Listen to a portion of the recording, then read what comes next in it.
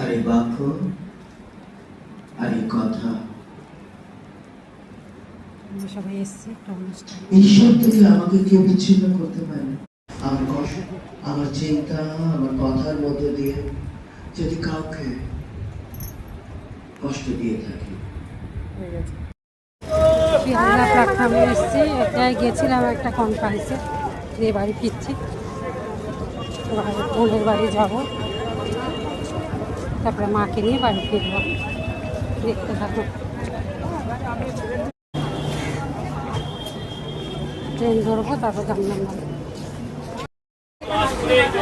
ট্রেনে বসে আছে। এবার 40-এ ছাড়া, 2:40।